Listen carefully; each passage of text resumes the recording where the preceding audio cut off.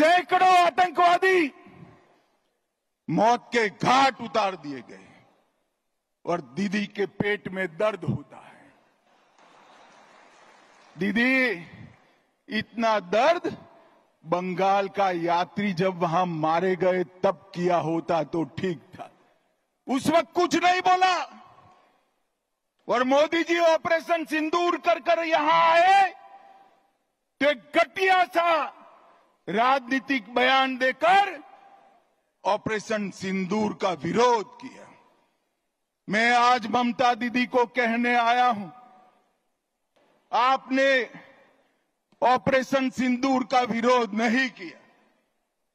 आपने इस देश की करोड़ों माताओं बहनों की भावनाओं के साथ खिलवाड़ किया है, खिलवाड़ किया है। जब टीआर शेषन सीईसी बने उसके बाद पूरे देश में चुनावी हिंसा बंद हो गई, मगर ये बंगाल है जिसमें चुनाव के वक्त और दीदी को विजय मिलने के बाद सैकड़ों भारतीय जनता पार्टी के कार्यकर्ताओं को मौत के घाट उतार दिया जाता है। दीदी, कब तक बचाओगी उनको? मेरी बात सुन लो, आपका समय अब समाप्त हो गया है। 26 में भारतीय जनता पार्टी की सरकार बनने वाली, तो मुस्लिम तुष्टीकरण की सभी सीमाएं ममता दीदी लांघ गई। मुझे बताओ भाइयों बहनों, मन से बताना, मोदी जी जो वक्फ का कानून लाए हैं वो अच्छा है या नहीं है? जोर से बोलो, अच्छा है या नहीं है? बंगाल की जमीन, बंगाल की सरकार की जमीन वक्फ की भेंट चढ़नी चाहिए क्या? जोर से बोलो, चढ़नी चाहिए? ममता दीदी, वक्फ के कानून का विरोध कर आप किसका पक्ष ले रहे हो? पूरा बंगाल चाहता है कि वक्फ अच्छे से चले, पारदर्शिता आए, निर्दोषों की भूमि न जाए, सरकार की भूमि पर अतिक्रमण न हो, मगर ये वक्फ का विरोध कर रही है। ममता दीदी, 2026 तक कर दो, जितना विरोध करना है उतना, उसके बाद आप मुख्यमंत्री ही नहीं रहो। मुर्शिदाबाद में अभी हिंसा हुई, हमारा गृह मंत्रालय कहते कहते थक गया कि बीएसएफ को बुला लीजिए। हम नहीं बुलाएंगे क्योंकि बीएसएफ आती तो हिंदुओं की रक्षा करती। फिर हमारे कार्यकर्ता हाई कोर्ट गए, हाई कोर्ट के ऑर्डर पर बीएसएफ आई और हिंदुओं को बचाने का काम किया।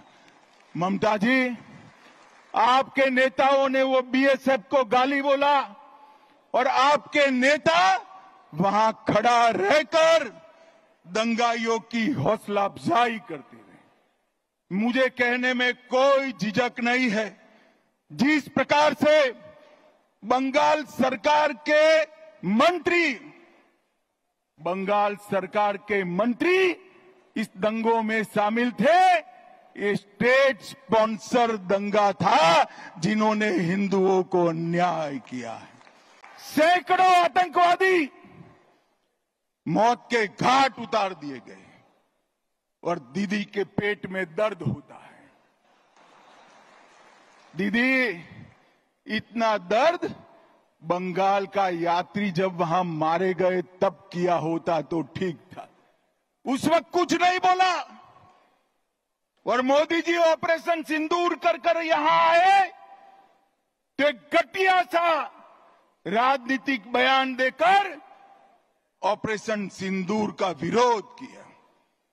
मैं आज ममता दीदी को कहने आया हूं, आपने ऑपरेशन सिंदूर का विरोध नहीं किया।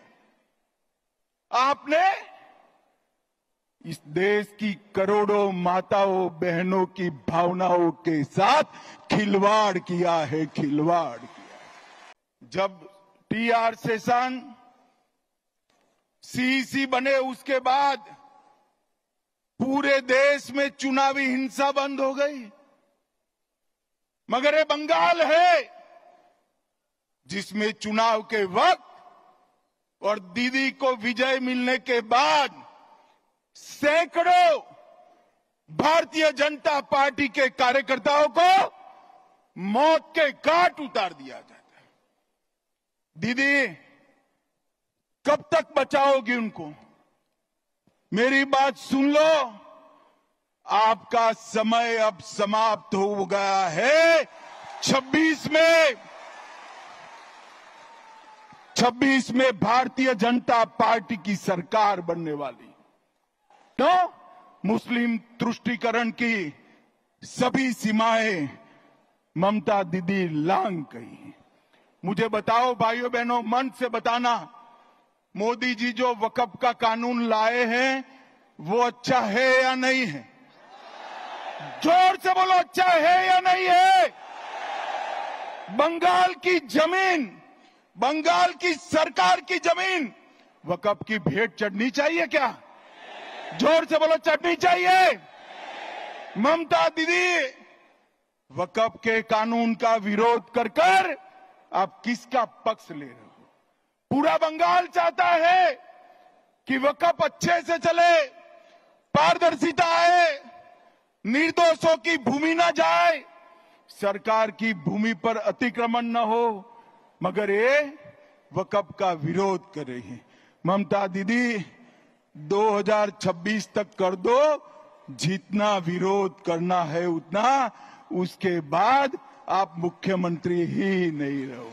मुर्शिदाबाद में अभी हिंसा हुई, हमारा गृह मंत्रालय कहते कहते थक गया कि बीएसएफ को बुला लीजिए। हम नहीं बुलाएंगे क्योंकि बीएसएफ आती तो हिंदुओं की रक्षा करती। फिर हमारे कार्यकर्ता हाई कोर्ट गए, हाई कोर्ट के ऑर्डर पर बीएसएफ आई और हिंदुओं को बचाने का काम किया। ममता जी, आपके नेताओं ने वो बीएसएफ को गाली बोला और आपके नेता वहां खड़ा रहकर दंगाइयों की हौसला अफजाई करते रहे। मुझे कहने में कोई झिझक नहीं है, जिस प्रकार से बंगाल सरकार के मंत्री इस दंगों में शामिल थे, ये स्टेट स्पॉन्सर दंगा था जिन्होंने हिंदुओं को अन्याय किया है।